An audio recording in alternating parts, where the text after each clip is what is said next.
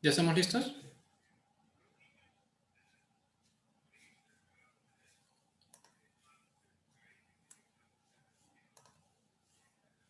Ok. Bueno, primero que nada, buenas tardes, bienvenidas y bienvenidos. Esta es la primera sesión del Seminario Permanente de Filosofía organizado por Teorema. Para los que no saben, la idea del seminario permanente es tener un programa continuo de conferencias sobre diversos temas filosóficos con especialistas de todo el mundo. En esta primera sesión nos acompaña el profesor Tim Crane. Tim es profesor de filosofía de Central European University.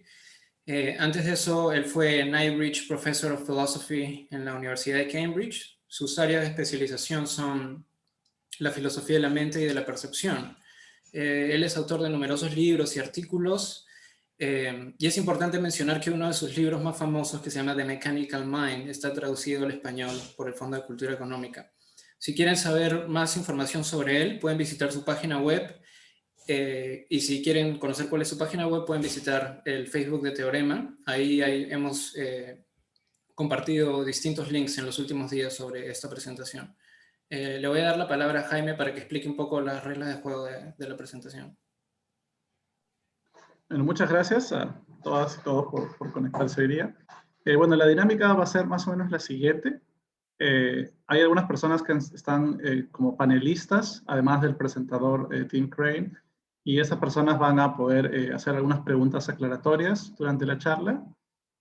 Para el resto de participantes vamos a habilitar una ronda de preguntas al final, pero no vamos a usar la función de mano alzada, ¿sí? Entonces, quienes tengan preguntas, se las van a escribir a Nurit Matuk por el chat. Pueden escribirlas durante la conferencia o al final. Pueden escribirlas en español o en inglés. Y luego Nurit va a seleccionar las preguntas que se puedan y se les va a dar la palabra al final de la charla, ¿sí? Entonces, así es como va a funcionar. Bueno, ahora sí, le doy pase a Edward otra vez. Ok, gracias. Tim, I was doing the introduction for our Zoom audience. I talk a bit about your background, but first of all, I would like to say thank you for accepting our invitation. We're very happy and very excited to have you here. So without further ado, we're ready when you are, and you can share your screen.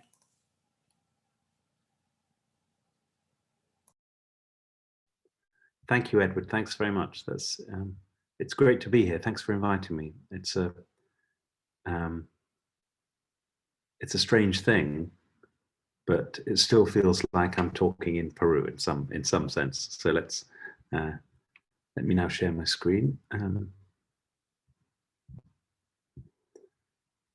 Okay, so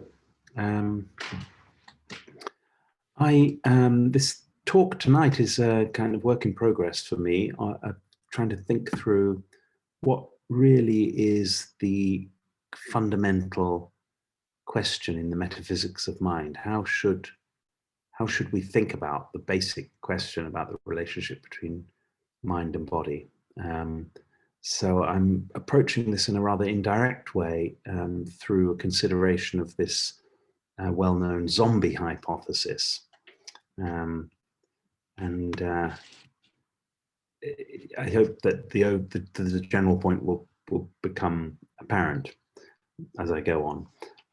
In fact, I'm gonna put the general point up first of all, because there's no point hanging around.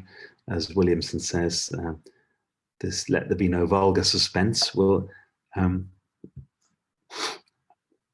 interested in the mind-body question. My overall approach is to try and to dismantle the assumptions that lead us to this question that we have at the moment.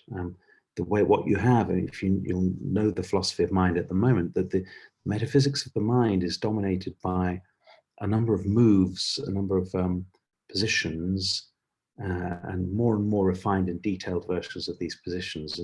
And what I'm trying to do in my work is to try and get back to a point at which it's not obvious, trying to get people to see that maybe it's not obvious what the starting point is here, and that what happens in philosophy is that we start off in a certain point, and then through all the complexity of argument, we end up making it seem as if we have a choice between only 3 positions or something, or only 2 positions.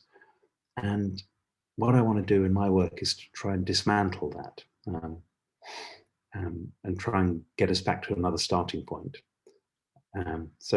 This is an attempt, part of my attempt to do that. But as I say, it's work in progress, so I'm very grateful to have your attention. So this is the question, what is the question about the relationship between mind and body? What is the mind-body question? Even if there isn't a problem, what's the question? One major question still seems to be, in contemporary philosophy, dualism or physicalism. And materialism, physicalism, I mean the same thing. But why is this still an issue? Why are we still thinking about whether dualism, the fundamental metaphysical question in the study of the mind, is about dualism and physicalism? It can seem as if the choice that we have, and this is something I've said to Edward before, so he will know this, the choice that we have is between an idea no one really believes and an idea no one really understands.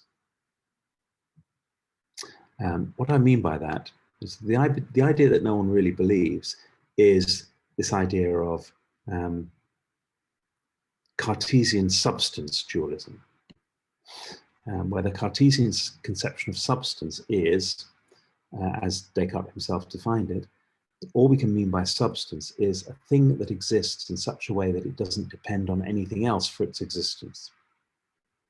In other words, a substance is something that's capable of existing independently of all other things. That's the Cartesian conception of substance. Now, I say that's an idea that no one really believes because, and of course, when I say no one, I don't mean no one. When we talk about philosophy, we say everyone thinks that such and such. There's always an exception. There's always someone who denies this. Philosophy it's of the essence of philosophy that there is no consensus. So we shouldn't assume that there's consensus, but there are trends. And in fact, I say no one believes in Cartesian substance these days. In fact, one of my most respected colleagues believes in Cartesian substance. But on the whole, few are asking the question these days, is there one substance or two? And in fact, this is not because everyone's decided in favor of one substance, it's because people don't think in terms of substance at all.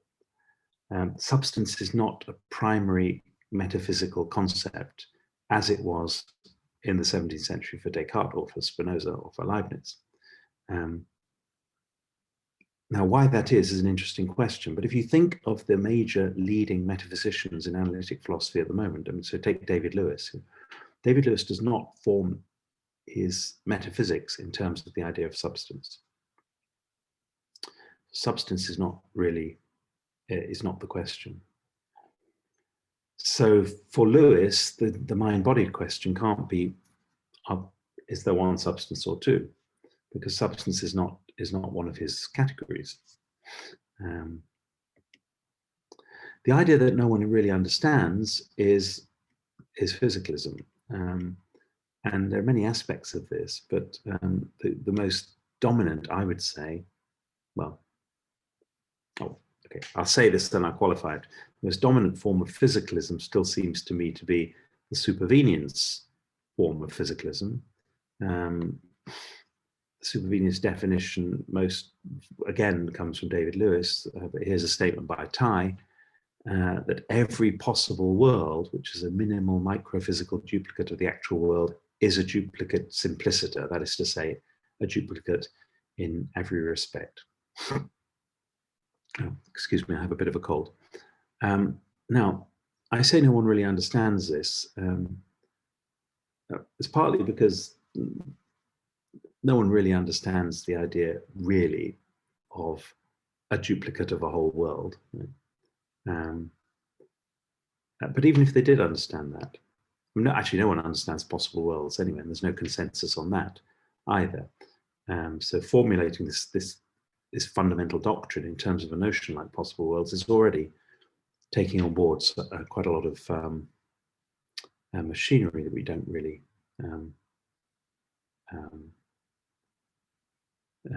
understand. But the main reason is that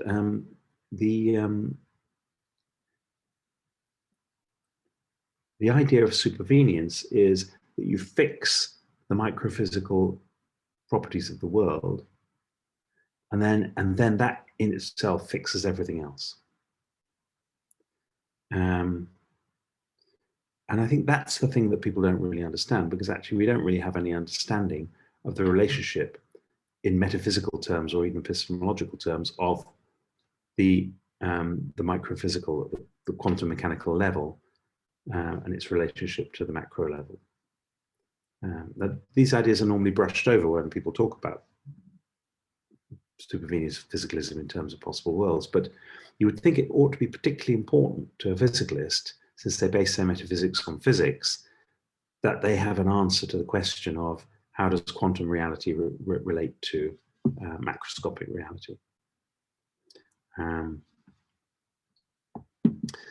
But they don't think they have to have a concept of that. They just have this idea of reproducing the microphysical, and then everything else comes for free, so to speak. Now, so I don't really understand how that goes, but I'm not a physicalist, so I don't have to say that I understand how it goes. But this is why I feel that this is how I feel. This is why I feel that the idea that no one understands is also part of the predicament of today's mind-body problem. So what is the question then? My question is, what happens to the debate between dualism and physicalism if you don't believe in Cartesian substances, mental or physical? And you don't understand supervenience on the microphysical. So what happens?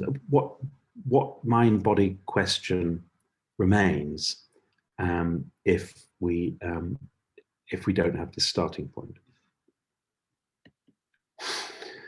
So people will say here that the mind-body question is a question about properties of things and not about substances. And I think that's certainly true in a sense. Are mental properties identical with physical properties? What are mental properties? What is their nature?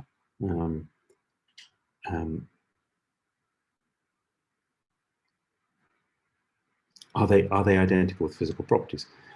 I mean, from my perspective, this question seems rather too easy to answer, because there are no plausible candidates of identifying any particular mental property with a physical property in any serious sense. There are very plausible hypotheses about the location of different mental faculties in the brain. Roughly speaking, there are some good views of where different faculties are located, but there aren't any actual plausible identity statements of the sort that people said that neuroscience would produce. So why doesn't that solve the problem? Why isn't that just, we just say, okay, there are these properties we have, properties of organisms, properties of human beings, mental properties, pains and experiences and beliefs and so on.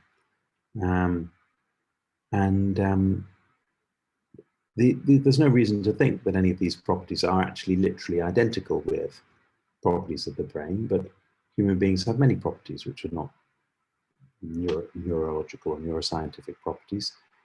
So why can't we just rest with that idea that the mental properties that we have are properties of organisms, human and other animals who have mental properties. And then the question for the philosophy of mind and the science of the mind is to figure out what are mental properties, what makes them mental, what's the best way to classify mental properties, and so on. But the mind-body problem can rest once what's the problem that we then have? Of course, as you will all know, there is an argument. It's not an argument for the identity of any individual mental properties. It's not an argument, the claim about any particular mental capacity, but a general argument about all mental properties, which I call the argument for physicalism. It's really an argument for an identity theory. You find it in many writers, and I summarize it in its various forms like this, that mental states, events, or properties, let's call them mental causes, have physical effects. Sorry, I neglected to finish this sentence for some reason. All physical effects have wholly physical causes, or all physical effects have sufficient physical causes that are enough to bring about those effects. Mental causes do not massively overdetermine their physical effects. So therefore we should conclude that mental causes are physical causes. So if there are mental properties, events, states, or whatever we're going to call them, and they have effects in the physical world, then we have an argument to show that mental properties are physical properties, are identical with physical properties. Now this is a way of describing an argument that you find in David Lewis, in Armstrong, in Donald Davidson, and many other people. I think it's most clearly expressed in recent work by David Papineau. I'm putting it in my own way, but the basic idea I'm sure you're familiar with, which is basically to make mental causation compatible with what we know about the physical world, you have to identify mental causes with physical causes. So my rather kind of relaxed approach to mental properties, when I said, hey, well, people have mental properties, animals have mental properties, they're mental states and experiences, these are the mental properties of things. Why think these have to be identical with physical properties? And here's the argument. The argument is they have to be identical because of this causal argument. Now, I'm not going to talk about that today. I think it's an argument, it's very important to say this is an argument for the identity of mental and physical causes. I'm not going to talk about it because this identity claim is, I think, widely rejected, and that's a subject matter for another day. So I'm going to assume that the rejection of the identity claim has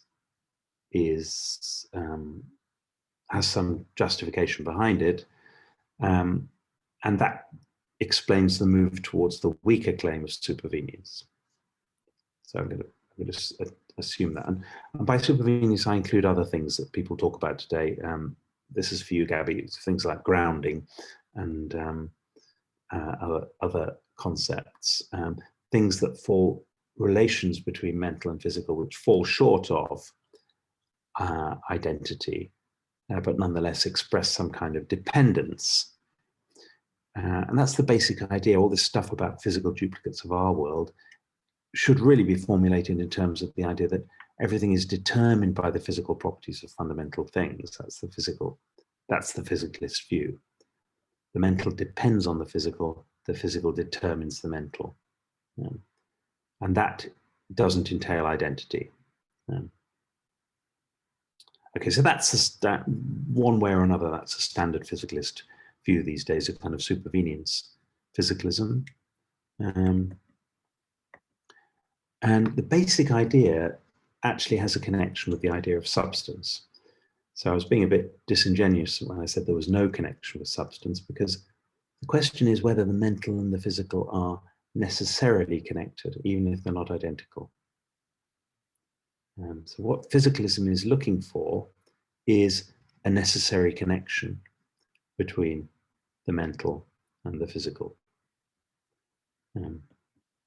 And there's a connection here with the idea of substance, because substance says that a substance is something which is capable of independent existence. What does that mean? Well, in today's philosophy, that would be understood as two things are capable of independent existence if even if they're actually connected, they could come apart in some world. So it's not as if this debate today has got nothing to do with substance. The link is through the idea of necessary connection. If things are necessarily connected, then they can't be separated. And that idea of inseparability was important in the discussions of substance in the 17th century.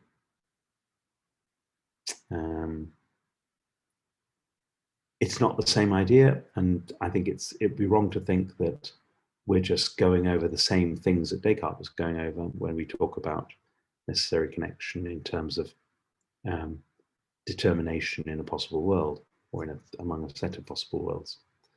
But there is a connection. How should we figure out if this idea is true? Okay, if the idea that there is a necessary connection is true. And so that's obviously a big question. And this brings me to the question of the zombies. Because the zombie idea is the idea of something or someone physically identical to me, but lacking conscious experiences altogether. And that's from Chalmers' book, The Conscious Mind. So that should be 1996, that's a mistake. I think 1996. I think David Chalmers was still in short trousers in 1986, so it can't possibly be in 1986. He published The Conscious Mind when he was about 12 years old, so he certainly can't be 86. And as you will all know, in your group, and I know because I know a number of members of your group, and I know how well informed you all are, that you will know that if the challenge to physicalism is that if zombies are only possible, I don't know, if a zombie, someone physically identical to me but lacking consciousness, if such a thing is possible, then physicalism is false. And that should be obvious from the definition of physicalism, because the definition of physicalism says that any world identical, qualitatively identical to this world, is identical in every respect. So that would imply that you couldn't have something which was physically identical to you but lacked consciousness, because then it wouldn't be identical in every respect. So that's the basic idea, and it's a straightforward and simple idea, and it's a challenge to the idea of necessary connection.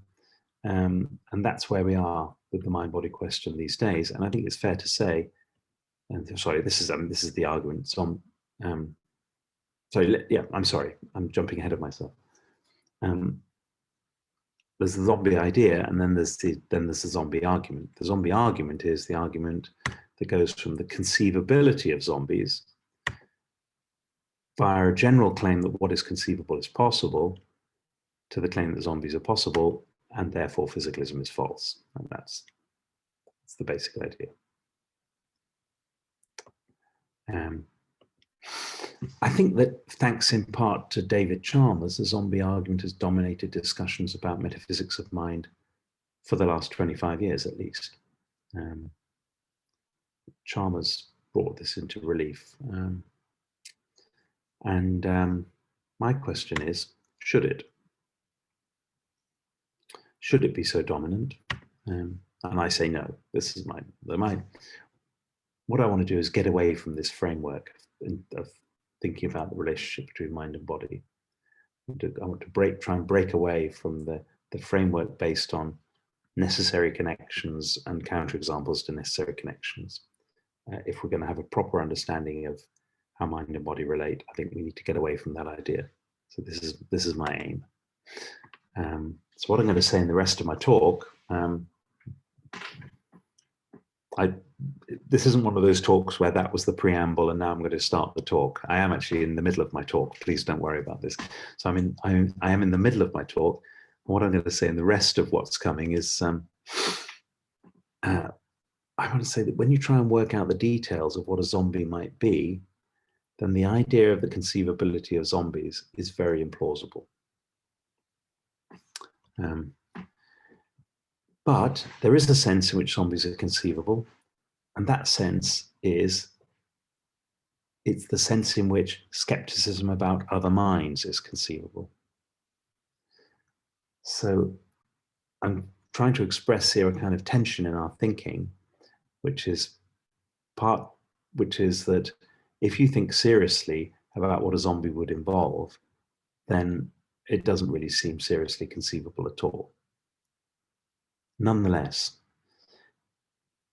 in the domain of skepticism, skeptical arguments, the zombie is just a way of expressing or dramatizing skepticism about other minds. And skepticism about other minds is, I think, a conceivable or coherent idea. So it seems like in one sense, zombies aren't really conceivable, but in another sense, they're conceivable because skepticism is conceivable. But, this is my next point, that I don't think we should construct our metaphysics of the mind, or any kind of metaphysics, on the basis of skeptical hypotheses. So this is why I want to push the zombie hypothesis out of the main center of the discussion. Does this mean physicalism? Do you mind if I ask a question at this point? Of course. Wait. Do you mind if I have a glass of wine at this point? No, go ahead. So you talk about physicalism as some sort of idea that no one understands. And yeah, I partially agree on that. But you characterize like physicalism in terms of supervenience, which is like, which was like a huge thing before, but nowadays people are more interested in metaphysical explanation and things like grounding, and they define like physicalism in terms of whether the consciousness is grounded on physical states or something like that. So what do you think about these kind of new approaches that are related to grounding, but nonetheless are still in this kind of spirit of necessary connections that actually, thanks, Edward. In fact, yeah, I should, I think I'm sort of betraying my age a bit by talking about supervenience. And if I was going to be a real hip hop and happening dude in the streets, I would be talking about grounding and metaphysical explanation. That is true.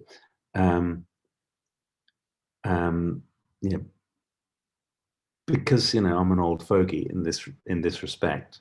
I extend my skepticism about physicalism understood in terms of supervenience to physicalism understood in terms of grounding. I'm very keen on the idea of explanation. I think explanation is the idea that we need in order to understand how the mind and body are related. We need an explanation of how the mind and body are related. But the idea of the metaphysical explanation is I think it's a kind of wanting to have your cake and eat it in a certain sense. Metaphysical claims are claims about what the world does. I don't think the world explains things. So what they want, what grounding people want, what my former supervisor, the late Hugh Mellor, used to call groundhogs. What groundhogs want is they want something that's better than just a causal connection or a correlation. They want something that's an explanatory connection. And going back to the 1990s, Terry Horgan wrote this paper where he said, what we want is something like super duper venience. We don't want just supervenience, we want super duper venience. Super duper venience will explain why supervenience is true. So then what appears is the notion of grounding, which will explain why the supervenience is true, because it's grounded, mental is grounded in the physical. And I think it's perfectly okay to say things like the mental is grounded in the physical, but it's not really a theory. It's just a word. And I say that given I have some knowledge of the idea that there might be a logic of grounding, or that there might be principles of grounding. But I think we have to, I would urge caution about that as I urge caution about supervenience. So the answer was way too long. Basically, it's the same. I think we're in the same ballpark. It's that idea that you want to understand the determination of mentality by physicality. And you can use different words to do that, but it's the same idea. I see. Thank you. I think we have follow-up here. Yes, I have a follow-up to Edvard's question. Can you hear me all? Yes. Yeah, all right. So you mentioned that you want to move away from this kind of skeptical arguments about physicalism, and I wonder if this is what Schaffer does with Chalmers' arguments is something similar to what you want to do, and it's the following. He says like, it's like the core of Chalmers' argument is that it's conceivable or logically possible or a priori open that zombies can exist. And Schaffer says that something like, or it's also conceivable or a priori open or logically possible that mereological nihilism is true. That doesn't make it a thing, right? But so what's the deal with the zombie argument? Right. Why that's Right. I wonder if like your idea goes along those lines or it's something completely different. Excuse me 1 second, sorry. No. Sorry, I had my wife was looking for something, but it wasn't here. Okay, I'd like to. This is a good question. I'd like to come back to that. The short answer is I'm sympathetic to what Schaffer says here, but when I talk about, and I'm going to hopefully say something more about this, but when I talk about that the zombie argument is simply a skeptical hypothesis, I don't really mean that it's conceivable in the I don't mean it's conceivable in one of these Chalmerian senses. For example, I don't mean that it's an epistemic possibility, because I don't think that actually skeptical hypotheses are epistemic possibilities in any of the senses of skeptical hypotheses are kind of wild hypotheses about the world which challenge our thinking in a certain way, but I don't think we can. I don't think they're like wild metaphysical alternatives like mereological nihilism. I think they're slightly different, but I suppose what I'm trying to work out is what that difference is. So thanks very much for bringing that question up, because then I'll refer back to that in a minute.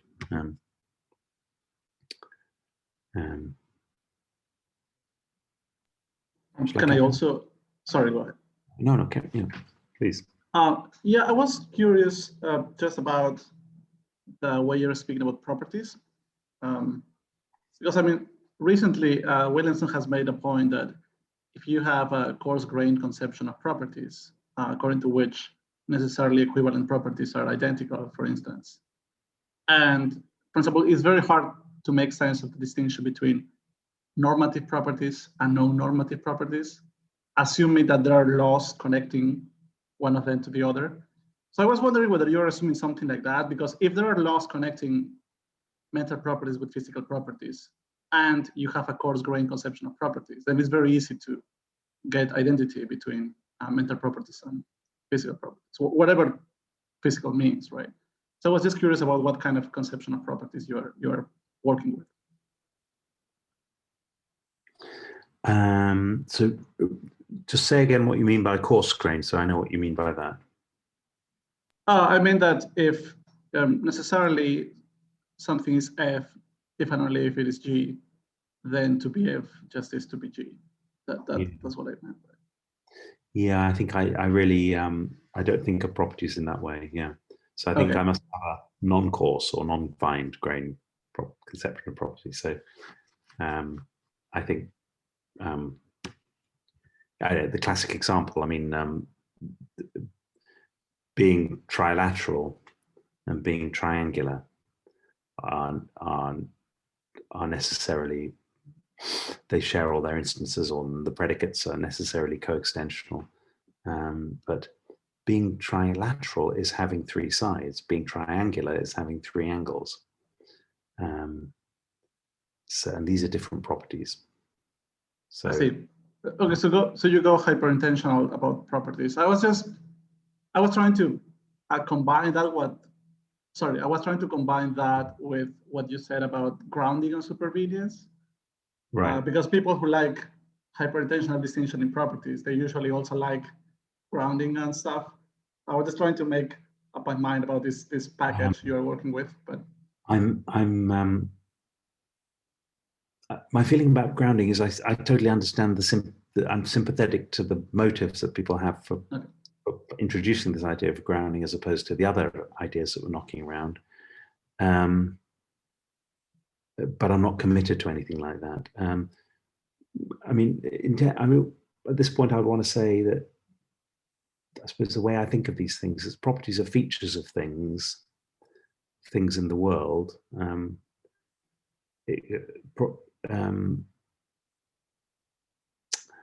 Concepts like intentionality and hyperintentionality are actually logical or semantic concepts that I think are best applied to the ways we have for describing properties. And of course, there are ways of thinking of properties where you think of them as just, properties are just characterized entirely by the way we predicate things of things. But I would like to think that a property is not intentional with an S. That's not the way I want to think of things. I don't think anything hangs on this for this talk, but I'm thinking much more within a sort of Australian kind of Armstrong type framework where the properties are the things that properties are one thing, concepts are another. I think someone like Tim Williamson doesn't think in that sort of way.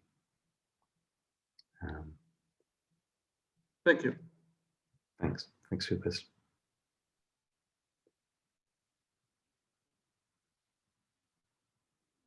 Shall I carry on? Sure. Thanks. So, yeah, I said, well, does this mean physicalism is true? I mean, this is an obvious point. I just want to say that because I think the zombie argument, I think the zombie argument fails, that doesn't in itself mean that physicalism is true. The failure of the zombie argument is the failure of an argument against necessary connection. It's not itself an argument in favor of necessary connection. That's an obvious point, but we need to bear that in mind. We would need some other motive for being a physicalist. And that's where I want to be more skeptical. I feel myself to be a naturalist in a very vague sense, in the sense that human beings and other creatures with minds are part of the natural world. There's no fundamental distinction. There's no kind of distinction of category between human organisms and other organisms. And the minds that human organisms have are just capacities of these organisms. I don't think that's I don't think that needs to be a particularly precise doctrine. I think it's more a methodological and ideological sentiment about the world. Physicalism wants to push this further and characterize this in terms of necessary connections, either identity or supervenience or grounding, as opposed to mere causal connections. And I suppose my point is, why do we need to go further? Why do we need to, I'm sorry, why do we need to adopt this further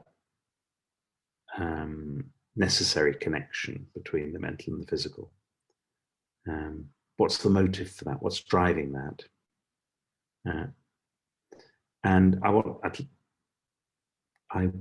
I'd like to point out that it's not because a necessary connection brings any kind of intelligibility, because although some physicalists think that there's a kind of intelligibility, the necessary connection between the mental and the physical has to be explained in a certain way that makes it intelligible.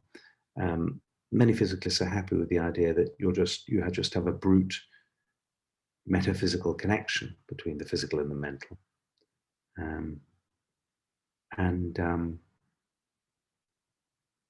So there's no intelligible connection, but you've got a reason for thinking there is a necessary connection. So this, I suppose my point here is why what's the further step that takes you from being a naturalist to being a physicalist? And I'm skeptical that we need to take any such further step. Okay. In other words, what I'm trying to do is I want to try and argue for the irrelevance of the whole zombie question to the metaphysics of mind. I want to persuade naturalists they don't need necessary connections. And to adopt a slightly different terminology, I'd like to deconstruct the mind-body question in a way. Deconstruct in the sense of try and show how the assumptions on which it's built are in some ways in tension or in conflict with other things. That's my ambition. I'm not going to get there in this talk, definitely, but that's the overall picture. So let me say a few things about the zombie hypothesis. First is there's a basic unclarity in the way that the zombie hypothesis is often expressed. And the unclarity is about whether a zombie is a creature which is a physical replica of a conscious creature but lacks qualia, which is a technical term for certain features of consciousness, or whether it's a creature which is a physical replica of a conscious creature that's not conscious. Now, these would be the same question if the only way to be conscious was to have mental states with qualia. But qualia can mean two things. It can either mean any conscious property or state, or it can mean a certain kind of conscious property, those that are qualitative, which have a kind of sensory character, which are lacking from a mathematical, physical description of the world. The sort of picture that you find in of consciousness that you find in people like Philip Goff, for example, when he argues for his anti-physicalist panpsychism. He says that the physicalist picture of the world leaves out the qualitative, and qualia are supposed to be part of the qualitative features of the world. So I guess this is familiar to you, and what I want to emphasize here is that it's not a starting point. It's not obvious. It's not universally agreed that consciousness should be understood in terms of qualia in this sense. Not just because there are other notions of consciousness, like Bloch's notion of access consciousness, not just because of that, but because even what Bloch calls phenomenal consciousness doesn't have to be understood in terms of the presence of these qualitative properties which somehow go beyond anything which can be characterized causally or functionally or mathematically. So, or to put it another way, if you're familiar with the views of Dennett, and Dennett denies that there are qualia, but he doesn't deny that people are conscious. I mean, his book is called Consciousness Explained, so he wants to explain something which exists, namely consciousness. So he thinks consciousness exists. So there's a difference between talking about qualia and talking about consciousness. And often in the literature about this, people don't make it entirely clear what they have in mind.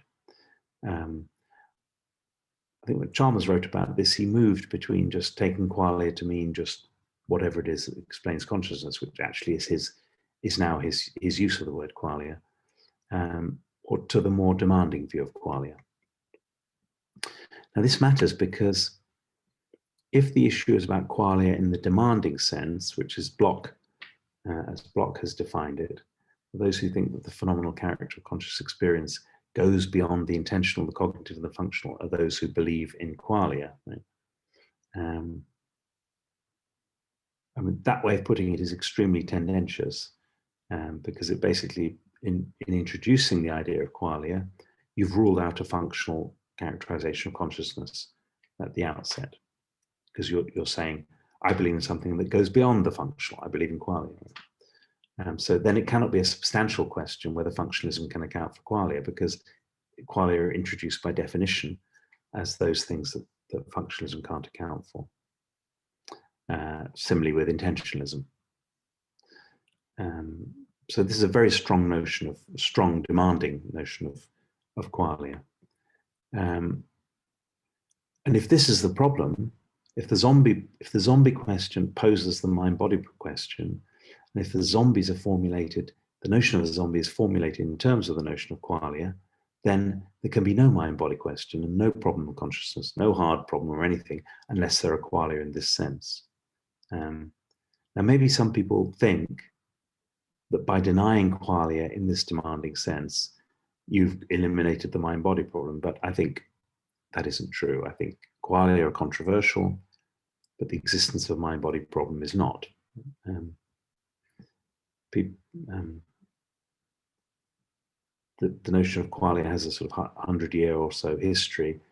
The mind-body problem has a slightly longer history. So I don't think we should formulate the question in terms of qualia. So then what remains from the hypothesis, if we assume the weaker understanding of zombies,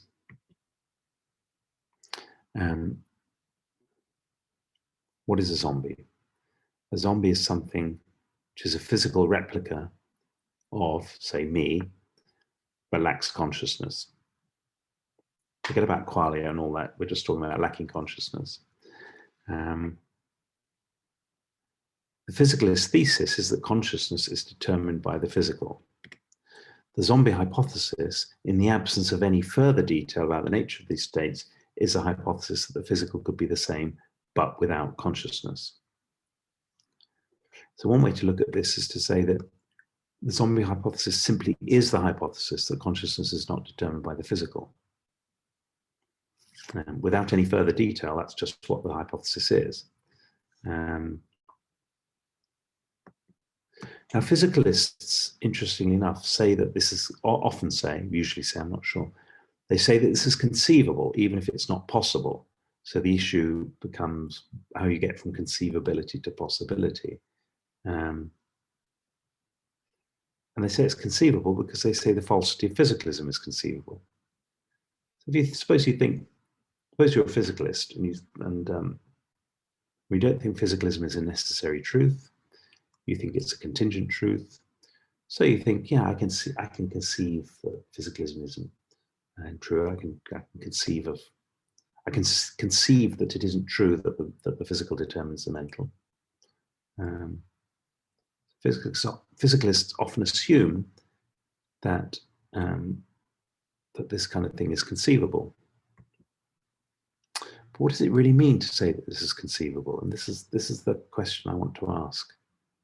What do we mean? Because if all we mean by saying zombies are conceivable is it's conceivable that physicalism is false, that could be just another way of saying that, it's contingent that physicalism is false, it's contingent that physicalism is true. And if that's all you mean, then that's built into the content of physicalism anyway. So they must mean something else that is conceivable. And actually, physicalists don't talk much about the sense in which zombies are conceivable. So what would they have to do in order to think of zombies as being conceivable? How would you spell out the details of this idea? Let's think about it for a minute. What you have to do is imagine you're a physicalist here, so you think, you're trying to conceive of the possibility of a zombie, even though you think, you're trying to conceive of a zombie, even though you think what you're conceiving of is actually impossible. How do you go about conceiving of this thing that's actually impossible?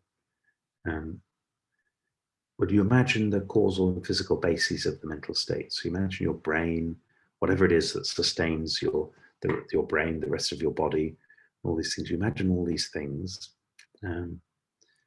and you imagine these causal bases without the consciousness that they constitute or are identical with. Now, of course, it's true that you can conceive of things that are impossible. In that sense, you can conceive of Hesperus not being phosphorus or water not being H2O and things. But this isn't what you're doing if you're conceiving of the zombies. And what you're conceiving of there is not something like what you do when you conceive of water not being H2O. Partly the problem is that you're supposed to be conceiving of something which is not a necessary truth. Physicalism is not a necessary truth. So the problem isn't that you're conceiving of something that is necessary, so you have to come up with some surrogate, which, as you do in the case of water and H2O, you're actually trying to conceive of something which is perfectly contingently, it's contingently possible. There is a possible world in which this holds. That is to say, there's a possible world in which physicalism isn't true.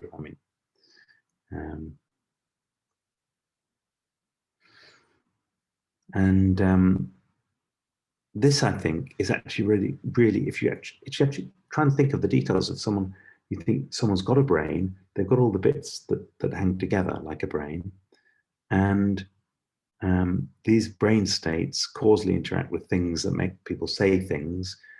Those things, as a matter of fact, given that I'm a physicalist, I think these are conscious states that bring about certain effects in the world.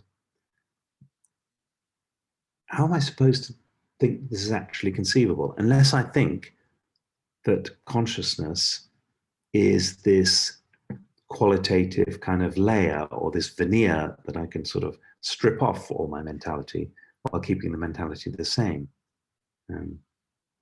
But if I was right in what I said before, that isn't how they think about it. And Chalmers actually doesn't think about it in that way.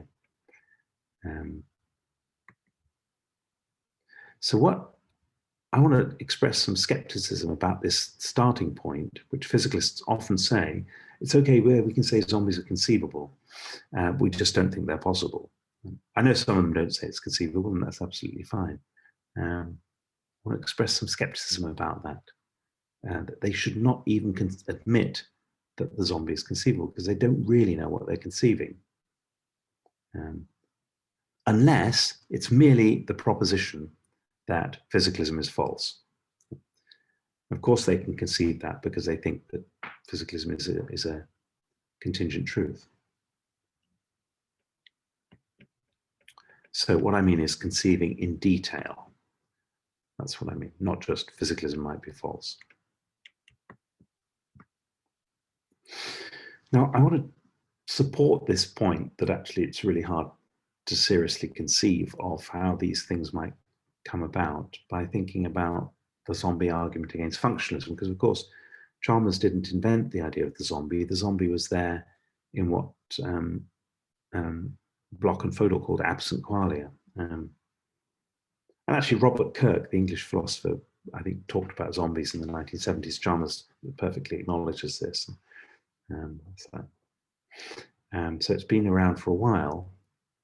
The absent qualia argument against functionalism is when you say functionalism says that mental states consist in their causal profiles. Might seem that a causal profiles could be shared with two creatures, but one is conscious while the other is not. This is the idea, and the presence of consciousness would be undetectable. So absent qualia is a version of zombie argument, but it's particularly targeted towards functionalism, because functionalism says that every mental difference is a causal difference. And here this is what they say, that there are some mental differences which are not causal differences. That's Bloch and Fodor's argument.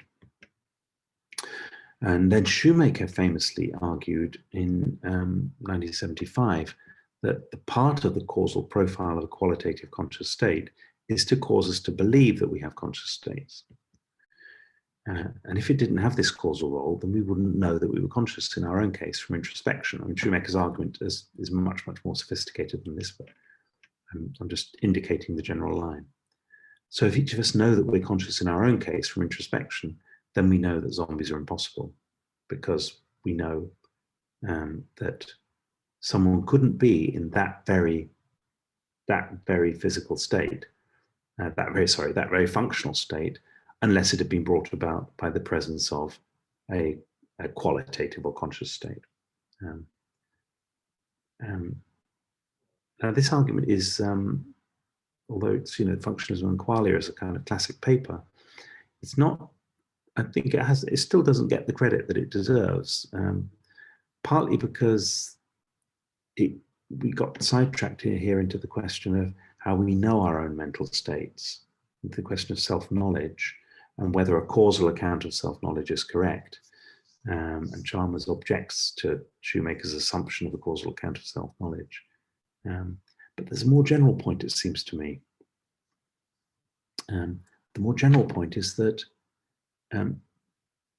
if something like functionalism is true, then the way our mental states are all connected is going to be something where it's very hard to peel off the conscious bit and keep all the causal bits together. Functionalism is a theory about the constitution of consciousness by the causal connections between mental states. The idea that somehow you could keep all those causal connections the same, but strip off the conscious bit, is either just an appeal to qualia in the sense in which I think they shouldn't be appealing to it, or it's something we don't really know what it is. It doesn't really make that much sense in any detail. So if I was a functionalist or a physicalist, I mean, I'm a kind of functionalist, but if I was a physicalist, I would say, I would get off the bus right at the very beginning and say, I don't think this is even conceivable. I really don't think this is conceivable. So these are my problems. This is my summary of my problems with zombies. To the extent that there is a mind-body problem, I don't think it should depend on the obscure and controversial idea of qualia. But can physicalism make detailed sense of the conceivability of zombies? And I'm trying to express some skepticism about that. I realize I haven't given a kind of argument that they can't. I'm just asking you to think what it might actually be to conceive a zombie if you're a physicalist. It's easy to conceive a zombie if you're a non-physicalist. That's absolutely fine. But conceiving of a zombie if you're a physicalist, what would it involve? And it can't just amount to the contingency of physicalism. That's what I want to say. So Shoemaker has shown, I think, that for functionalists, zombies lead to this impossible conclusion about self-knowledge, and I think that's an important point. But what it points towards is the importance of the interconnection of all our mental states for individuating even the conscious ones. So, however, now I'm coming to the other part, so to speak, the antithesis. I've got my thesis, which is that zombies aren't conceivable, but on the other hand, skepticism about the other minds could be formulated in terms of an idea like the zombie hypothesis. For all I know, you lot might all be zombies. You might be zombies. I'm looking at you now and I think how can I rule out the possibility that you're zombies?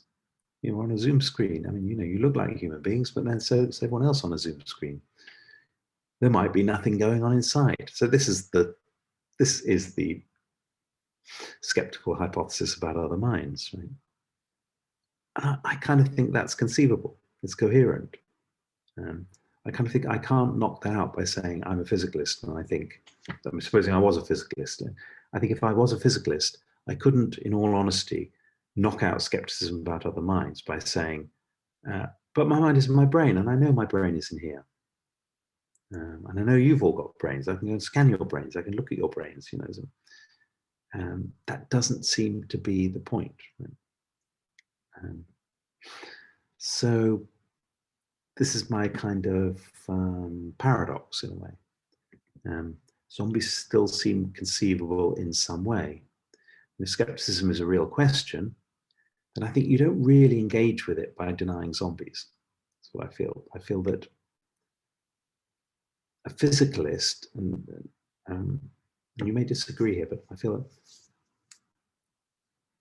being a physicalist, denying the possibility of zombies and denying even the conceivability of zombies does not seem like the correct way to deal with skepticism.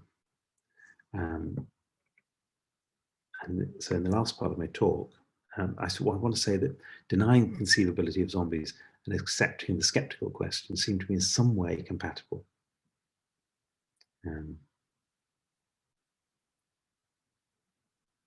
And by this, coming back to the question, the second question about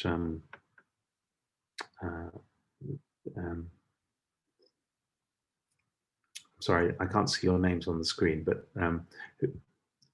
who asked me about the mereological nihilism.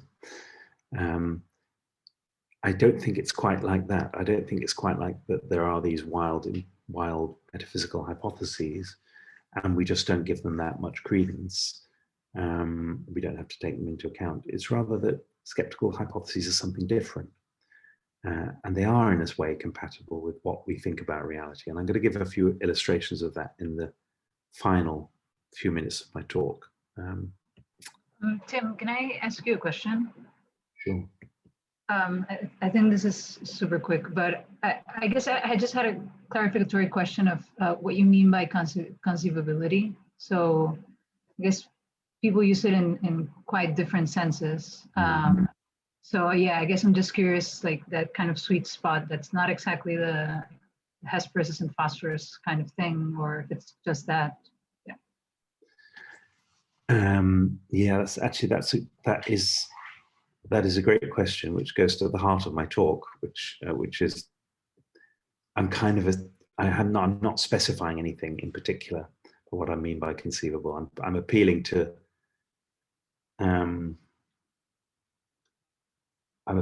something in an ordinary sense, that you can imagine it. You can imagine the other mind situation, the other mind skeptical hypothesis. Think in some way we can imagine it. I think in the case of imagining what a zombie would be, then I'm trying not to assume anything about what conceivability is or imaginability is. I just want to say, tell a story about what it would be like, what it would involve. That someone could be a physical replica of you and not conscious, from a functionalist and physicalist point of view, or from a point of view that functionalists and physicalists would also accept. That's what so it's common ground. So I'm trying not to get into the whole thing of defining various notions of conceivability, as Chalmers does, and then see how they all line up. But except, well, let me say this, except I don't mean epistemic possibility, so in the usual sense of that word. So when I say zombies are conceivable, I don't mean they're epistemically possible. So it's a bit of a it's a bit of a cop-out as an answer, but it's really that I'm trying to appeal to the some sort of common sense about what conceivability involves, or imaginability. That's helpful. Thanks. Can I jump in, Tim, and speak forward? Yeah. So when you presented like your skepticism about conceivability in the physical sense, seems that one of the requirements of conceivability here is something like mental imagery, in the sense that you have to like picture all the details in your mind about what would involve like imagining a brain functioning without like the corresponding mental state. But when you talk about the conceivability of zombies as a skeptical hypothesis, that seems like a slightly different sense of conceivability, because at least it doesn't seem that you have to create some sort of imagistic version of what is going on in other minds. You just have to like, stipulate. Right. Okay. So yeah. Yeah, that's right. I mean, I was trying not to pin it down to anything like imagery in the case of conceiving zombies in the mind-body case, because it's not as if kind of we imagine, as if we can actually imagine how our neurons are connected and how that realizes a conscious state or something. It's rather that you give some sort of description, you give some sort of plausible description of the setup. So I didn't want to appeal to imagery specifically there. And I realize I haven't said anything like enough to persuade anyone of this, but that's what I had in mind. So you describe it in some sort of plausible way. But then you're right. I mean, in the case of the skeptical hypothesis, it's much more like a stipulation in a certain sense that I'm going to try and say something about now. So it's something very different, and I suppose that's what's puzzling me at the moment, because I want to say other minds is a coherent supposition in a sense. The skeptical problem of other minds is a coherent supposition, but I also want to say physicists shouldn't say that zombies are conceivable. Can I ask a quick question on this? Yeah, I can't hear very well. It's me, Gabby. Oh, hi, Gabby. My microphone is not the best around. Okay. So maybe you can tell me if you find this sort of agreeable to what the distinction you want to trace between these two positions, which initially might have seemed to support each other, which are now the skepticism of other minds and the zombie hypothesis, which is that maybe when skeptics are formulating skepticism, it's rather a view about, or the process that goes underneath is trying to situate themselves at a more disadvantageous epistemic position, right? They can imagine that they forgot all they might know about the supposed necessary connections and the actual functioning of human brains, for example, and say, well, I can imagine myself not knowing this. I can imagine myself in this situation in which I could not even assent to induction. And therefore, I place myself in this position in which I am generally epistemically handicapped. And then I say, well, I don't know if there's a mind underneath the faces of my peers. Whereas to conceive of the zombies, at least in the detail in which you are asking them to put in, I think this is a very fair demand. What they would have to be doing is actually become skeptical of the necessary connection that their own view entails, which is this connection between the physical and the mental, and that's like the object of what is being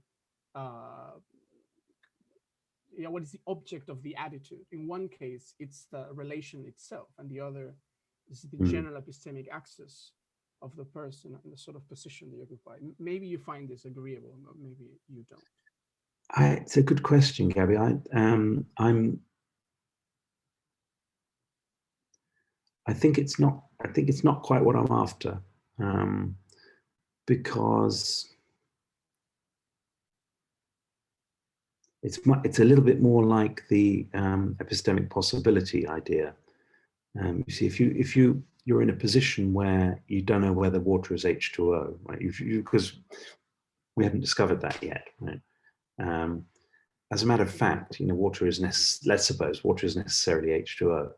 But before the discovery of whoever it was, Lavoisier or whoever it was, discovered that water was H2O, people could have thought water was a fundamental element. In fact, they did, in some sense of element, right? So, or, for all I know, this sort of for all I know kind of way of thinking, it's like,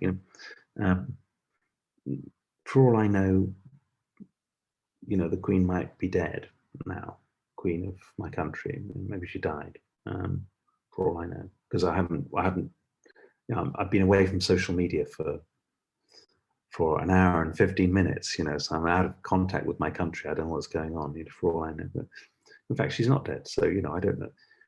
These sort of situations where you're, as you say, in an impoverished situation somewhat.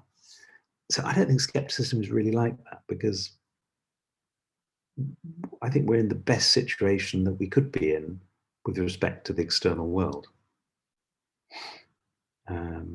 or with respect to the existence of the past, or with respect to induction, or with respect to other minds. I think we couldn't be in a better situation with respect to other minds, right? It wouldn't make any sense to think, that there would be a better way of knowing that you all have minds than the way in which I am now. I suppose I could be one of these kind of weirdos who think, well, actually, I know that Edward and you have minds because I've met you face to face, but the rest of them, they could all be part of the computer program. So I don't think that's our situation with respect to skepticism, that we're in a sort of, and I'm glad you brought it up in this way, that somehow we're considering ourselves from an epistemically inferior position, because what we think is, even given everything that we've got now, there still seems to be this thing that we haven't ruled out. So I just want to make a note of these points.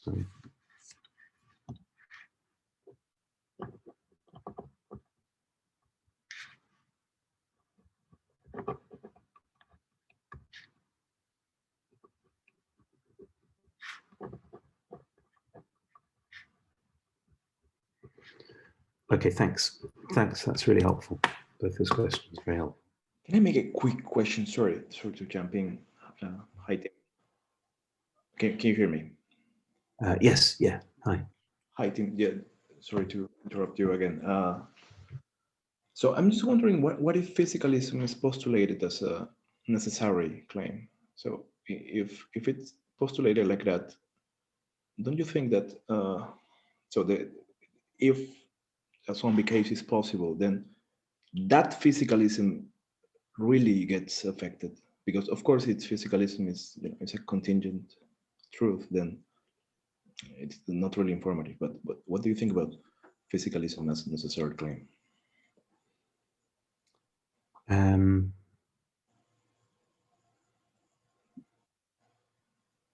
Yeah. So there's two. Yeah, there's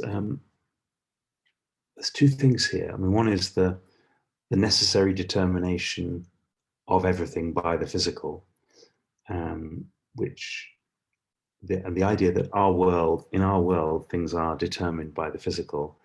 That's a claim about our world. So that's the contingent physicalism. If physicalism is a necessary truth, then that would say something like any two worlds which are physically the same would be the same in every respect, including the mental respect.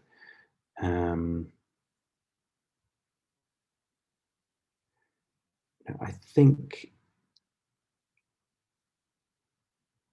from the point of view of the dialectic of this paper, such a physicalist would have even more incentive to deny the conceivability of zombies, and to try and argue against the conceivability of zombies. But other than that, I'm not sure it changes things so much.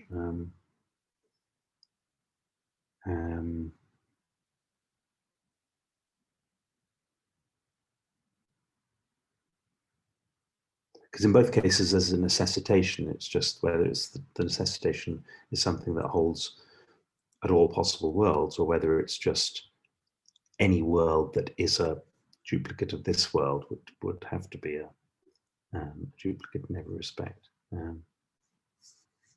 So contingent physicalism is a weaker view. Okay, I'm not sure it's going to make that much difference. I see. Yeah, I'm picturing it a bit right now. Yeah, both have a necessity claim. So yeah, there is a necessitation there. Yeah. Okay, thanks. Thanks for the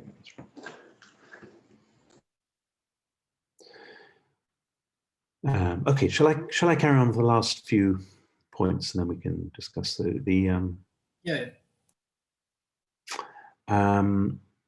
So what I want to do now, I just compare the zombie hypothesis to some other familiar hypotheses, skeptical hypotheses. For example, Russell on the past. Russell's famous, I mean, I'm not sure Russell was the first person who said this, but he formulated it very clearly, that there's no logical impossibility in the hypothesis that the world sprang into existence or into being 5 minutes ago, exactly as it then was, with a population that remembered a wholly unreal past. Nothing that's happening now or will happen in the future can disprove the hypothesis that the world began 5 minutes ago. There's a famous skeptical hypothesis about the past. I mean, actually, in Russell's case, the point was a point about memory. That's why it's in his book, The Analysis of Mind. But abstracting away from the question about memory, or whether memory experiences, there's something in a memory experience that actually connects you to the past. It's a way of formulating skepticism about the existence of the past, about our knowledge of the existence of the past. And then there's a famous example, Putnam in Brains and Vats, which I think I want to give credit to Gilbert Harman to being the first person who thought of Brains and Vats in his book Thought, but Putnam formulated it very, very clearly, and I won't read this out because I'm sure you all know it, that your brain is being kept alive in a vat, and you have this illusion of living in the world, but in fact, it's all coming from the computer, from the super scientist. And then there's got solipsism, considered as a skeptical hypothesis. In Nagel's book, What Does It All Mean? He considers the idea that you might be, how do you know you're not the only thing, or that your experience now is not the only thing in the world at all? There's absolutely nothing else. But how can you rule that out? How do you know that? Which is different from the brain in the vat case, because the brain in the vat case hypothesizes that there's a vat and there's a brain and there are scientists. But this is just, suppose your experience now this minute is everything there is. And there's a brief statement here by Anita Avramides in her Stanford article on Other Minds, where she says, this is a standard picture about a problem of other minds. She says, whatever another person says or does, it's always possible that they're deceiving me about what's going on in their minds.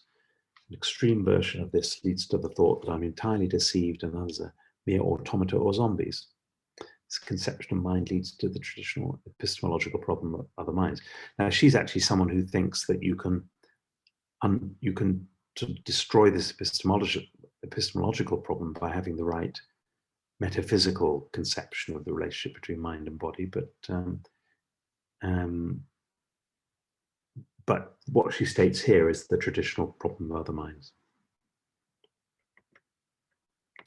So these skeptical hypotheses, we could ask a number of questions about them. We could ask whether these hypotheses are coherent. We can ask whether the situations they describe are conceivable, or are they in any sense possible. And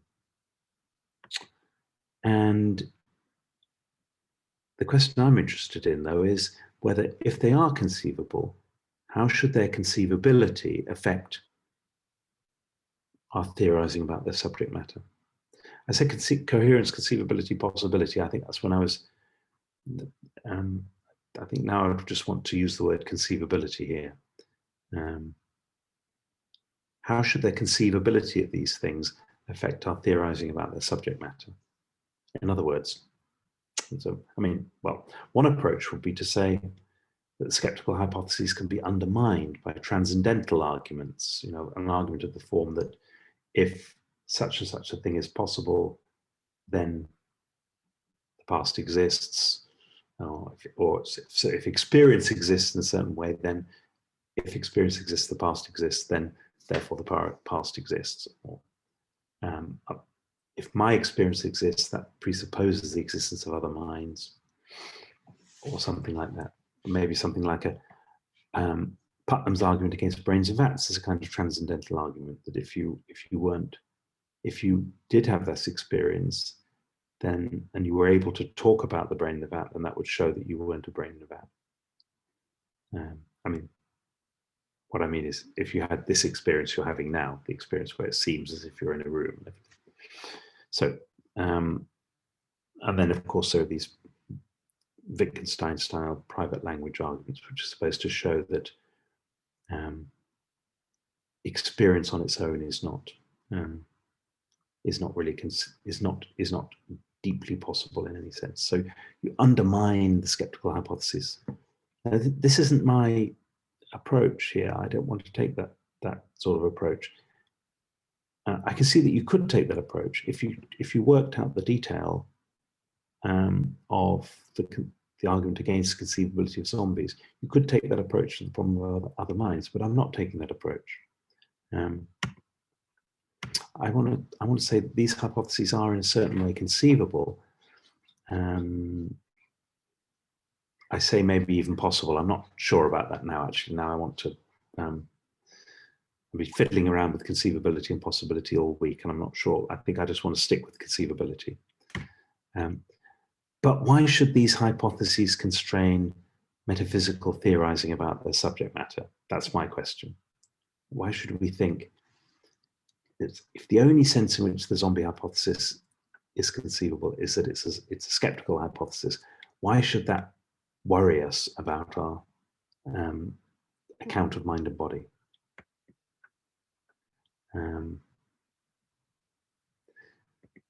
Russell's hypothesis shouldn't constrain our metaphysical investigations into the past or time and space.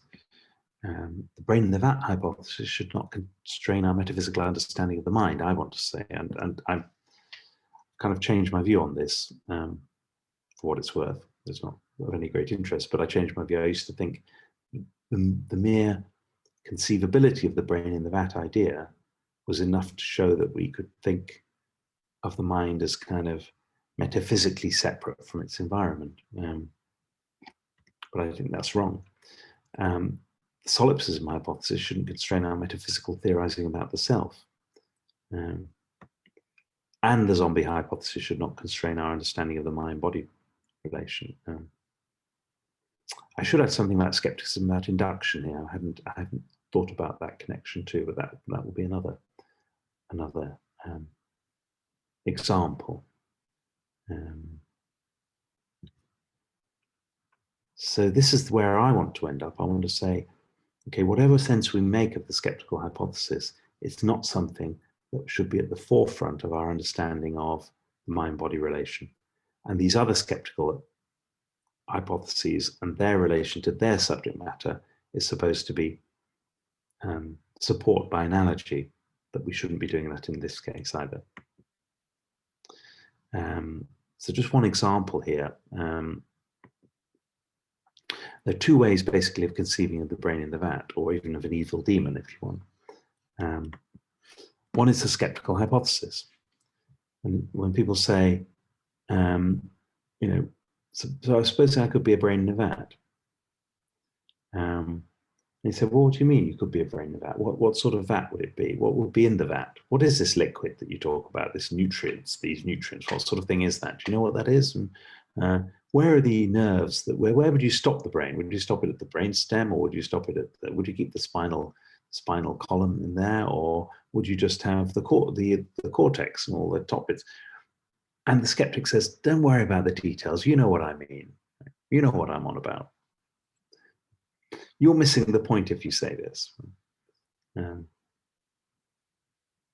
mean, I'll tell you an anecdote about myself. When I was a graduate student, I went to Cambridge, and I was in one of the first seminars I was in, and Hugh Mellor, who became my supervisor, was talking about his views on belief and success of action. And he wanted to say that the truth conditions of beliefs were the conditions for the success of actions based on those beliefs.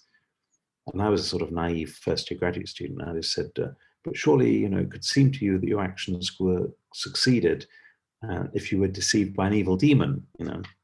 And Hugh said, he was very sort of down to earth, you know, straightforward sort of person. He said, well, I don't believe in demons. Do you believe in demons?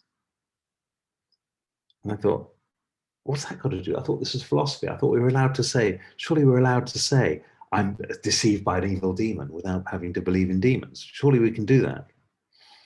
And I still think we can. I think we can say I'm deceived by an evil demon. And if someone comes along and says, what do you mean a demon? What sort of demon? Is this demon really evil? Or what is a demon anyway? Is a demon a spirit? Do you believe in spirits? And I want to say, that's not the point, right? I'm not giving you a detailed story here. I'm trying to present something which is a challenge to what we know. So that's why I say don't worry about details. But if you want to say this is a hypothesis about the mind, the brain in the vat, then the details do matter. And here I recommend to you a wonderful paper by Evan Thompson and Diego Cosmelli, where they're actually arguing for a kind of a sort of view I don't really like, a sort of an activist view of mentality, but it's a really terrific paper called Brain in a Vat and Body, or Body in a World, where they go into some detail about what it is you would actually have to do if you wanted to put a brain in a vat. And it turns out, to cut a long story short, it's brilliantly written, and it's a great read. I really recommend it to you. And they say in the end, you'd have to have something which reproduced all the roles of the human body. The vat would actually have to be a kind of body, a human body, or something like that. And they use this to argue for a kind of an activist view. But the lesson I want to take from this is just the idea that if you want to make this, if you want to use the brain in the vat to be some kind of serious thesis about the how the mind works and how the mind is or is not connected to the world, then you have to fill in the details. So similarly, I say with zombies, if zombies are a skeptical hypothesis, then since you don't have to worry about the details, you don't have to say what the zombie is. But as a thesis about the mind, then the details do matter. So this is the contrast I'm interested in. Okay, so I think I've been talking for way long enough, and we have to have some discussion. Let me just give my conclusions. So, zombie hypothesis, absent qualia hypothesis, should be considered as a skeptical hypothesis. And as such, I think it's a flimsy basis on which to construct a metaphysics of the mind. And I tried to make a case for that by drawing attention to other skeptical hypotheses. Physicalists who hold there's a necessary connection between mind and body should not be troubled by this hypothesis. But this gives them no reason to believe in the necessary connections. I'm not saying you have a reason to believe in it, it's just you shouldn't be troubled by the hypothesis. Naturalists, and I take myself to belong to that group, should reject the relevance of remote speculations like this, but they can still hang on to the idea that mind and body are causally connected. And then the question of necessary connection withers away. So that's where I've got to so far. Thanks very much for your attention.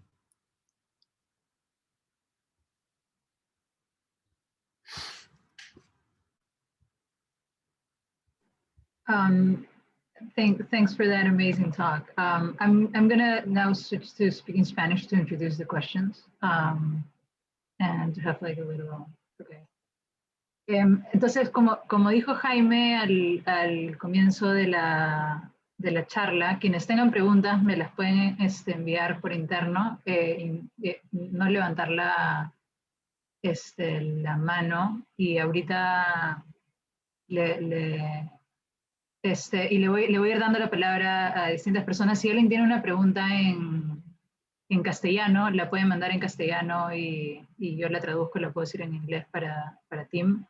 Y si no, pueden también mandar su pregunta en inglés, me la mandan por interno para ordenarlas, más o menos por tópico. Gaby. Yes, hi Tim, thank you for your great talk. Because I already asked this first part about skepticism, I want to make one short historical comment about naturalism, and then just, let me try again real quick with skepticism. The historical comment was that I found really interesting in your talk was your idea that we have what we wanted in naturalism. We don't really need to go off into physicalism. And to me, this sounds like a reivindication of a historical Hume, actually, because he, I would suppose, is sort of famous, or at least has this sort of mood of naturalism. He sort of embodies this attitude. And he was the greatest skeptic with regards to necessary connections. So it seems that he himself embodies this attitude of, look, we have this observable world that we seem to be a part of, and then we don't need this, highly technical metaphysics to sort of draw connections where none seem to be at reach or at a grasp. And the thing about skepticism, and maybe this would explain what you have said, that I think I agree completely in terms of what level of detail is needed, is that skeptical hypotheses, whether they're about bodies or brains or minds, are not really about bodies, brains, and minds. They're more self-assessments of evidence, so maybe this is another way of putting the thing I wanted to present to you as a way of supporting what you said, is that, yeah, skepticism is a reflection on evidence and what our evidences can prove or disprove. It's a form of cynicism. It's a form of seeing the resources that we have and thinking of them in terms of what it's completely unavailable, right? So I could never attain this, and you, on that light, you reflect on what you have as epistemic resource, and you think, I fall short of this ideal standard, whereas metaphysical theses about bodies and brains and minds are about exactly that, right? So maybe this is also a good way. I mean, you'll tell me if this works for you. I like that. Thanks, Gabby. I really like that, what you just said. Thanks for the comment about Hume. It hadn't occurred to me. Yeah. I don't think of myself as a Humean in any way, but I think that combination of a sort of naturalistic attitude, but not going for necessary connections. Of course, that's exactly what I'm trying to say. Yeah, that's right. I hadn't thought of that. I like what you said about skepticism too. Yeah.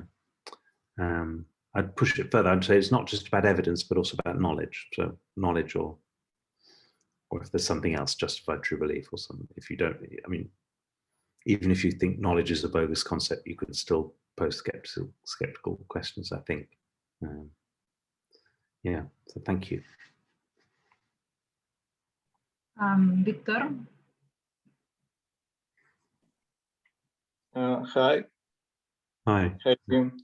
I have a very silly question, but well, I don't know much about the literature, but I was thinking about a possible version of the zombie argument in which you don't.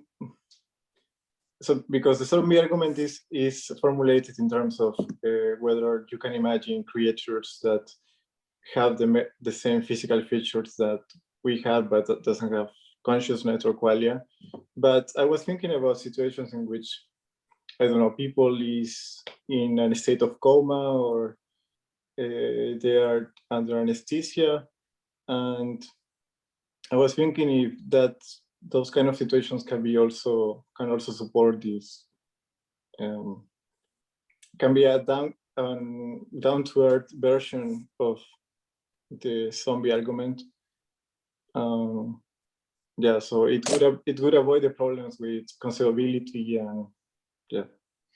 Yeah, but I mean, I guess this the people in the coma are normally not have that. So if they've had some sort of brain damage, then you wouldn't get the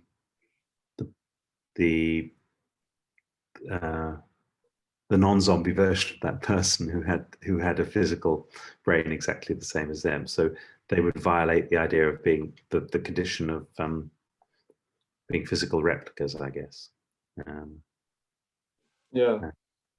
So when people think about zombies, they think about creatures that doesn't have mental events at any level, or just consciousness, or. Well, I mean, that's a good question, and I think that's one of the things I want to press, and that people don't really seem to think about very much. I mean, it says without consciousness, but what is that? Does that mean you can have all sorts of other kind of mental states? You could have an unconscious, for example. You could have maybe a psychoanalytic unconscious, where you got all these inner drives, but they just never express themselves in conscious experience. And how is that supposed to work? But basically, that's the idea. Yeah, it's a physical replica without consciousness. Okay, thanks. Thank you. Eduardo? Yeah, I had a question about the last part of your talk. So you start like like in the medium part of the talk, you talk about like the possibility of conceiving zombies as an skeptical hypothesis. But then at the end, you're saying, seems that the details of this activity of conceiving zombies matters a lot. So can we conceive zombies or not? So that wasn't quite clear to me. Right. So yeah, maybe I should have made it more explicit. So I think the skeptical scenario about other minds is conceivable. The zombie hypothesis, as I want to argue that it's really up for grabs, that it's not. I mean, I want to say it's not conceivable. That's what it's not really conceivable. It doesn't really make any sense. So that's why I say the zombie hypothesis is a skeptical hypothesis, because the only sense you can make of the conceivability of zombies is just like the conceivability of Russell's conceivability of there being no past before 5 minutes ago and things. I see. So it's could say conceivable in one sense, but not in another. But I want to say, sort of seriously, this isn't a conceivable idea. If you're a physicalist, I'm starting off, the dialectical position is that physicalists are challenged by the conceivability of zombies. Everyone says zombies are conceivable, and then the normal step then is to say, well, even if they may be conceivable, but they're not possible. So we've got to break the link between conceivability and possibility. That's how most physicalists take it, I think, because they're, like most analytic philosophers, they're happy to say that all sorts of things are conceivable. They're very kind of relaxed about what's conceivable. It's just where things get less relaxed is about what's actually possible.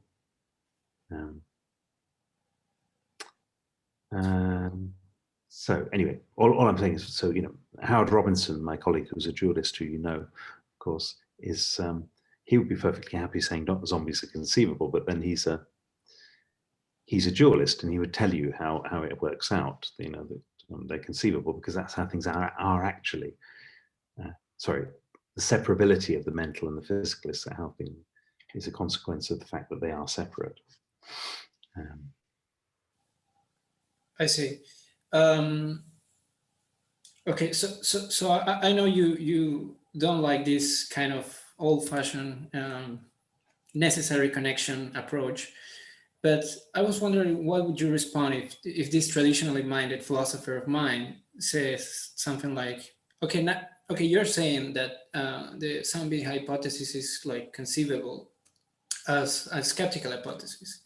Then we can trace the connection between the conceivability of that skeptical hypothesis to the possibility of that skeptical hypothesis.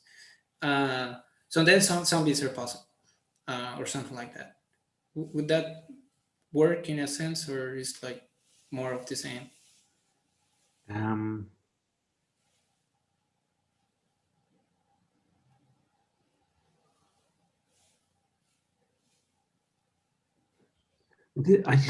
don't know.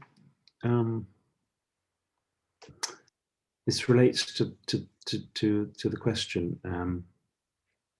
Was it Nurit? So asked this question about what's meant by conceivable here and possible, and people have worked on these things and they've made many distinctions. I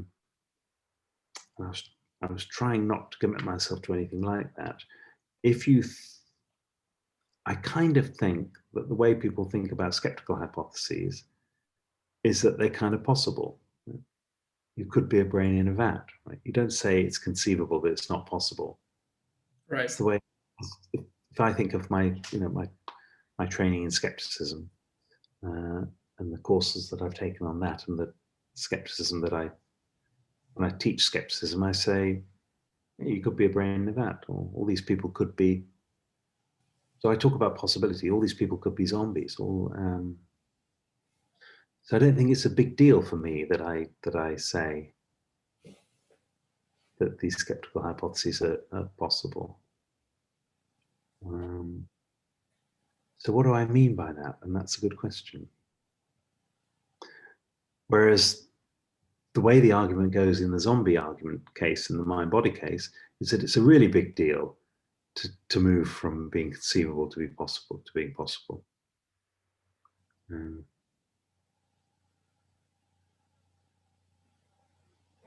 So I can't answer that, but I'm really glad you brought that up. But at the moment, I could just waffle on and say nothing. But I think I need to figure out what people mean when they say that skeptical hypotheses are possible, because I think they do say that. Yeah, I see. I mean, one thing that occurs to me is that maybe it's possible, but that doesn't matter, or I don't know. It's like something that is not relevant at all for our theorizing in the metaphysics of X. Right. That's, yeah. But yeah, anyway, thank you. Diego? Yeah, I think you actually kind of answered this already by answering Edward and Gabi, but I'm gonna pose this question anyway, because I want to understand better like the notion of conceivability that you're using.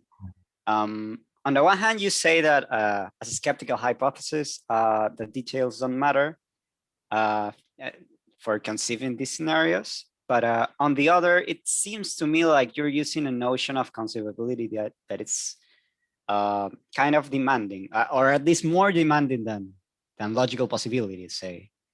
And I think this is important because, for example, proponents of ground-based versions of physicalism think of the grounding principles that ground, like, let's say, the physical and the mental as substantive principles, like not knowable a priori or not logical tautologies or whatever. So you could, in principle, ignore them, or you could just, if you say like, oh, let's ignore the details, like that could be part of the details you're ignoring, right? So that's the reason why most of them maybe don't think that these like skeptical scenarios are actually relevant to the physical thesis. So it sounded a lot to me like you were saying kind of that, but yeah. I think that's right. In a way, I'm saying that. So I'm saying that without using the word grounding. So, I mean, I want to say there are substantial, the relationships between mental and the physical, how the brain sustains mentality. This is not something that we're going to work out by formulating a notion of supervenience or something like this. Or, and so the grounding people are right. These are substantial relations. They're substantial facts that people have to find out. And you know, maybe from a metaphysical point of view, they will only end up being correlations or causal connections. But that's enough. That would be enough for me. So I want to distinguish my skepticism about grounding. And maybe I'll be proved wrong about this, and I'll be converted to the logic of ground as the years go on. But I want to distinguish that from my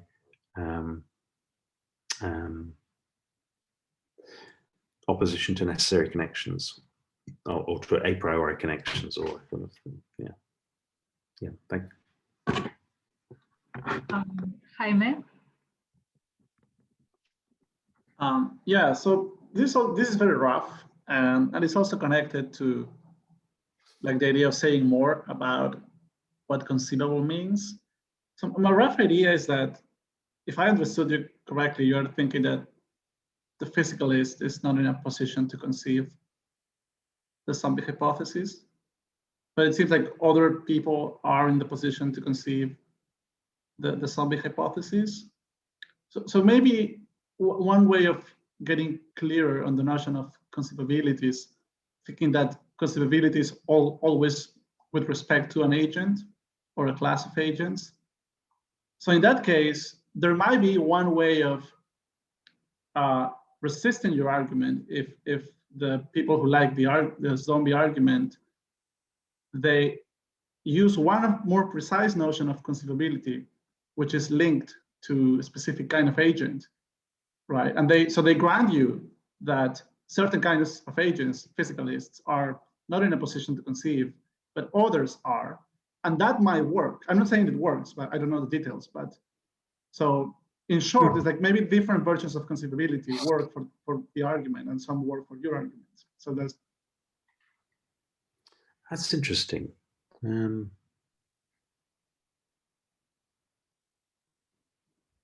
Yeah, it's an interesting suggestion.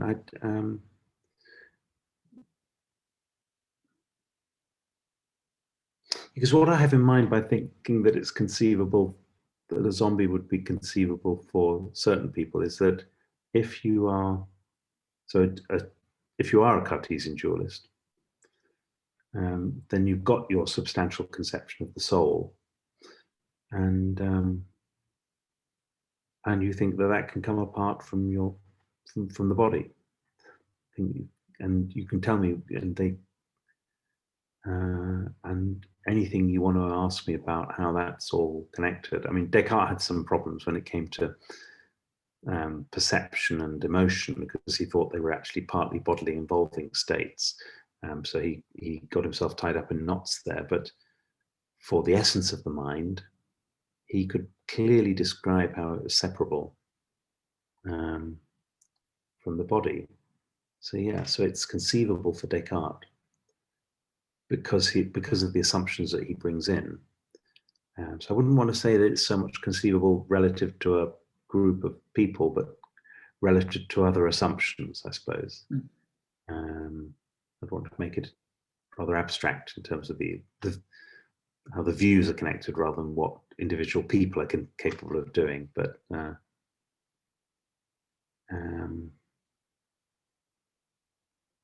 But then I guess those assumptions are things where you don't, it's not as if you're looking for a zombie argument anyway to show that something is wrong. You're just, because Descartes conceived this, he's already a dualist. Right? So dialectically speaking, the argument was supposed to be to take you from something which was uncontroversial, which is the conceivability of zombies, to show that then physicalism was false. If it turns out that the only way you can really conceive of zombies is by having something like a Cartesian view in the first place, then this is going to be completely ineffectual dialectically against the opponent. What if you modify the claim a little bit and you just claim that it is conceivable in the minimal sense that there is at least a set of views such that if you hold that view, those views, then you can conceive of something. That would be like a minimal notion of conceivability that the defender of the hypothesis. That would make sense. I mean, I like that idea.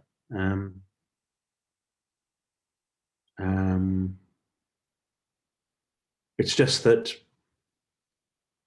I can't do anything like prove this or anything at the moment, but it's just that I'd be really surprised if then all the work wasn't being done by those views, rather than the conceivability of something on the basis of those views. Thank you. Thanks. Thank you. I have Pairo. All right. Thanks, Tim. Just a tiny follow-up. It's from the Jaime's question.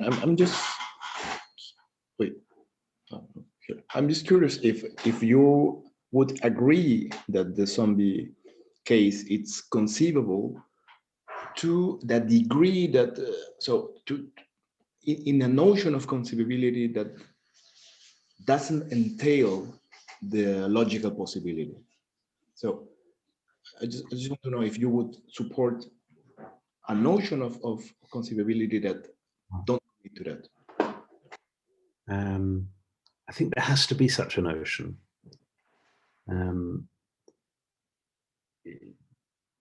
Because people can conceive of things that are logically impossible. So I think, I don't know, or let's suppose mathematical truths are logically necessary, which surely they are. Even if they're not derivable from logic, they're logically necessary. So, two people could have different views on the continuum hypothesis or something. One of them's wrong, the other one's right.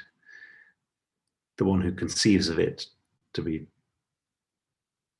the way that it isn't, then is someone who's conceiving something impossible. So I think it must be possible to conceive. Yeah, there must be a notion of conceivability which allows you to conceive logical impossibility. Yeah. I guess I don't think that skeptical hypotheses are logically impossible, I think. So I don't think that's the relevant sense in which we're not conceiving an impossibility here. But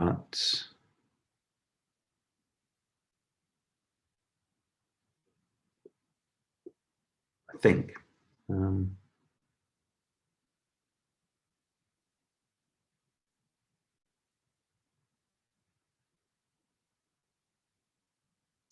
but I don't want to argue that the reason why physicalists can't conceive of zombies is because it's logically impossible. I don't want to dwell on that because I think, for the reason I've just said. So the reason they can't conceive of zombies is because they can't fill out the story on their physicalist assumptions.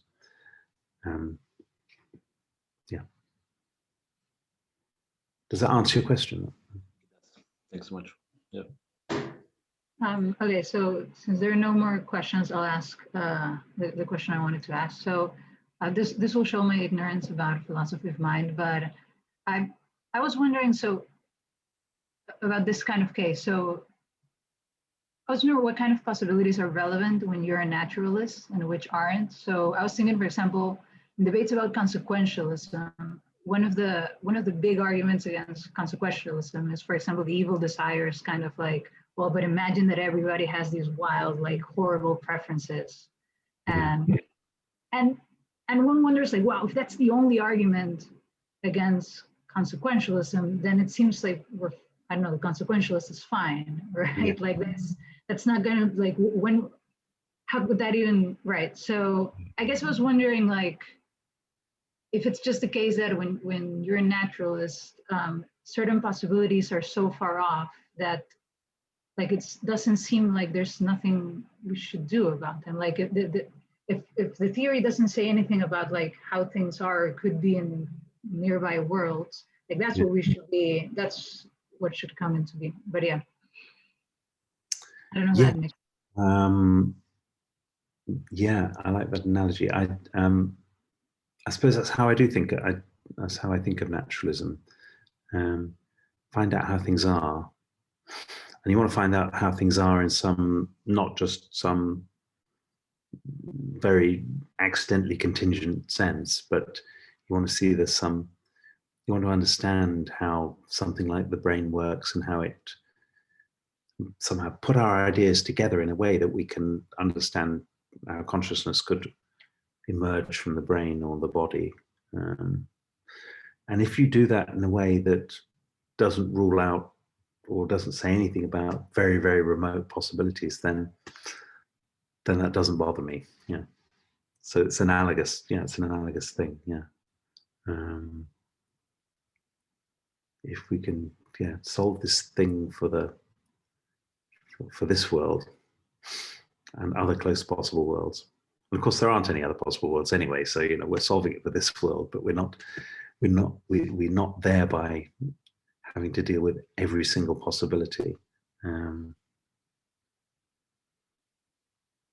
Yeah, I suppose that's how I think of naturalism. And I also think of it from the point of, just one more comment about this, from the point of view of philosophy as a sort of I think we should try and minimize our urge to create problems for ourselves. So somehow we want to diagnose the movements that lead us towards excessive complexity and problem creation, without just dismissing them and saying that they're all rubbish, because we're philosophers, so we have to consider these problems. But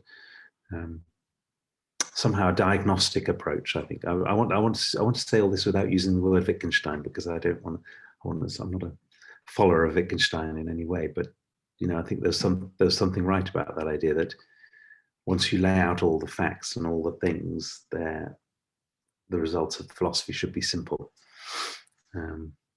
It's just the complexity is our knotted understanding. I like that idea. Okay, thank you so much, Tim, for your great talk. Muchas gracias a todos. Ya estamos terminando. Gracias por su atención y nos vamos a ver el lunes para la siguiente reunión con Ted Sider.